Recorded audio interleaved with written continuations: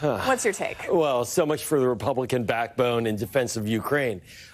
Look, may those statements that we saw from random members, important members nonetheless, become contagious, and may the White House hear that, because what is happening right now is that Russia and the United States are sandwiching Ukraine.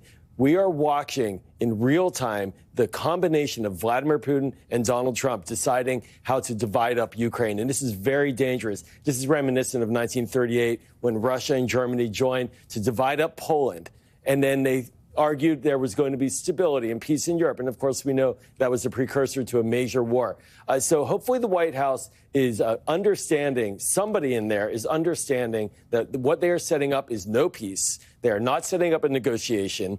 They are gaslighting the American people. And clearly our allies in Europe are deeply concerned that not only will Ukraine be at risk, further risk, but they themselves as well. Josh Rogan, I want to go to you because you and I were at the Munich Security Conference together last week. And what I was hearing from people was that they weren't so concerned that Europeans were divided on what to do with Ukraine. They were more concerned that Europeans were going to divide themselves over how to deal with the White House. And that would have a knock-on effect on the alliance to support Ukraine. What's your take on that? And, you know, the NATO summit is coming up in just a few months. What is that even going to look like? Right. We were there. We heard President Zelensky address the assembled European officials and tell them that we can no longer depend on the United States and that Europe has to get together and unify, not just for Europe's sake, but for Ukraine's sake as well. The next day after the conference, the European leaders met and achieved zero unity. So the prospects of European unity on Ukraine or on the United States or anything else are slim to none. Given that reality, the best that the Europeans can really hope for is to position themselves where they don't end up like Zelensky on the wrong side of Trump. Because the mistake, if you want to call it this, that Zelensky made was he made Trump angry, and Trump thinks he insulted him. And that's how our foreign policy is run now. If you run afoul of Trump, your whole country can be sacrificed. And so the Europeans have got to look out for themselves, and they're going to have a lot of trouble doing that, and that leaves Ukraine in the worst of all positions. They can't agree to the extortion. They can't give up their mineral rights that they're going to need to feed their people if and when the war is over, to pay back us before they feed their own people and reconstruct their country. Doesn't make any sense.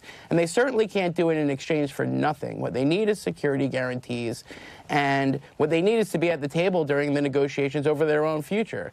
And the main thing that Trump and a lot of Elon Musk and a lot of people get wrong about Zelensky is that they think he's the problem. They think that apparently they think that if they get rid of Zelensky, that the Ukrainian people will fall in line with their scheme.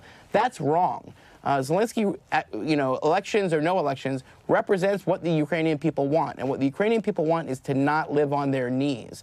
They're not going to surrender to Putin so that Trump can get a headline, and they're not going to surrender to Putin on terms that are anything other than something that will ensure that they stop getting killed. And that's not the way that it's looking. So, Trump and Elon can attack Zelensky all they want. In the end, the Ukrainian people will determine their own fate one way or the other, with or without our help. Joel, I want to ask you as well, the New York Times has this report out that the Kremlin has really zeroed in on Trump's desire to make a profit. Talk to us. I mean, that's always a part of foreign policy, but usually that's the quiet part leaders don't say out loud, right? When that is openly the objective here, can you talk about what impact that could have on not only U.S. policy, but on how Europeans view U.S. policy? Well, one has to ask what kind of profit? A personal profit? Is it a profit for the United States? And what would that profit be anyways? Would it be just the extractive resources, the oil resources that Russia has? They don't really produce much of value beyond oil. One of the key questions here, Christina, then is the United States, are we going to require Ukraine to cover not just our costs, but potentially start to pay down our deficits, our debts? Why are we not asking Russia to pay those bills? Right. Is this a for-profit kind of operation? Is this a for-profit venture? And this is a theory of government that is extremely different from anything we've had in the history of the United States. We are not a government that tries to get a bottom-line profit, firing all of our staff and somehow giving tax cuts to billionaires and extorting countries abroad to fill up our coffers. That's an imperialist America that does not exist. that has not existed. Certainly, you can go back over to centuries in Britain and France and Spain. That's how they got wealthy. Well, that's not the United States of America, and that's a deeply distressing sign if that's where they're thinking about heading on this discussion. Josh, very quickly, we only got about 30 seconds, but I'd like your take as well on what you think this profit-driven foreign policy, the impacts it could have.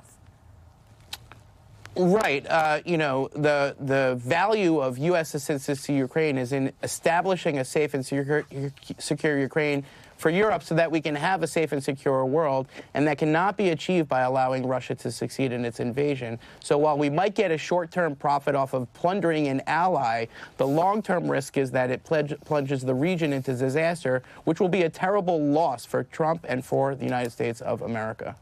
All right. Joel Rubin, Josh Rogin, thank you all so much. And still ahead.